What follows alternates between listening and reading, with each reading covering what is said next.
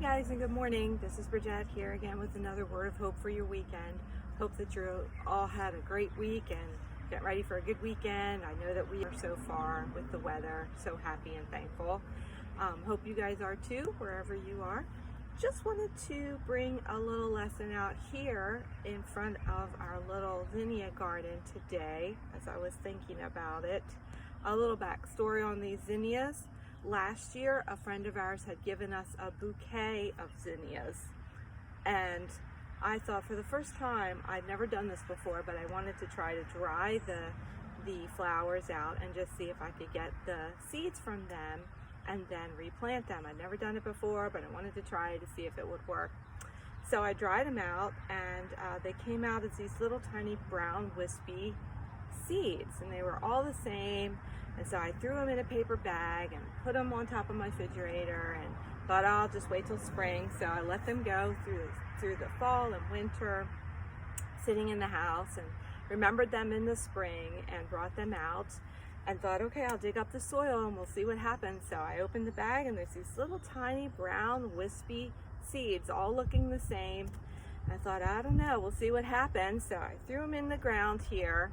And in a couple of weeks, they started to sprout these little green leaves that you see. They're kind of like really tough and leathery. They're beautiful though, but they all look the same. So they started off with these brown wispy seeds, all looking the same. The green leaves started to grow up, and they all look the same. And I was kind of a little nervous, thinking, I don't know if this is going to work. Are they going to all be the exact same flower? Did only one turn out, and what happened? So they all started kind of still continuing to grow, and then I started to see little buds, just these little buds, and they all even look the same. But as each bud started to bloom, as you can see, it just opened up with this array of gorgeous colors. We've got oranges, pinks, purples, fuchsia, all kinds of things. And I was so happy that they're all gorgeous, but they're all different. But remember, they all started off as the same little brown wispy looking seeds, and then the same little green leaves. And I started thinking, remember, God always gives us things in the natural world to remind us of things that we cannot see in the unseen world, in the spiritual aspect of life. So I started thinking about this, and I was reminded of a story in the book of Acts, and how Paul, he was in Athens, and he was walking around seeing all the different statues of the different deities, and there was this one deity statue that said to the unknown God.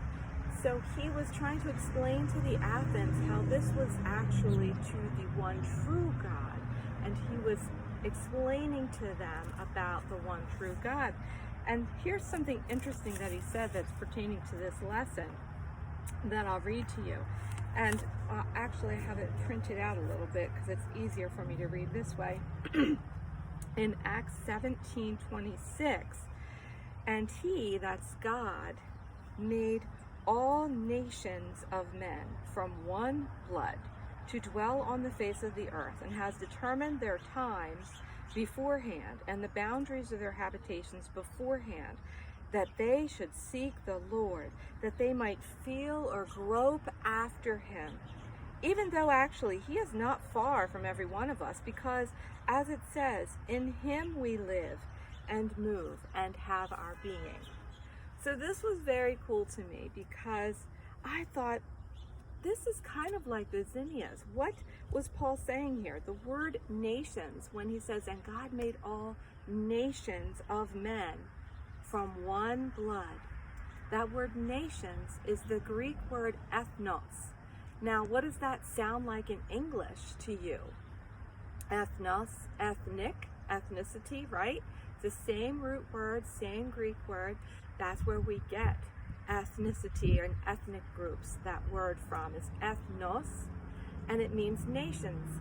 So all nations, all ethnic groups are made from one blood. If you believe the Bible, if you believe everything here that is written in God's word, then you believe that God made one man, Adam and Eve, and from that one man all the ethnic groups came, all the nations came from that one blood. But why? The great thing is, it says that we were made to seek after the Lord. And also, he made it so easy for us, just like these zinnias had a specific time to be planted and a specific boundary in this one little area. That is the same thing that the Lord has done for us. He has determined a specific time in history that you and I were born into. And he's determined a specific place on this earth, a specific country for us to dwell in and to be born in for a specific purpose. He made it easy for us to grope and to feel after him and to seek after him so that we would be able to know him. So what is the takeaway for this weekend? The takeaway for this weekend is that we remember that even though, just like these zinnias, we are all different colors, the main thing, keep the main thing the main thing. The main purpose of our life is to seek after the Lord. And in order for us to show others the love of God, we have to keep the main thing the main thing. And remember that we just need to seek after the Lord, know his heart, show his heart to others, know him with all of our heart, soul, mind, and strength, and keep those other things in the background, because this is the main thing. So I just want to bring this beautiful word of hope to you today for the weekend. Hope you guys have a great weekend. God bless, and we'll see you next time.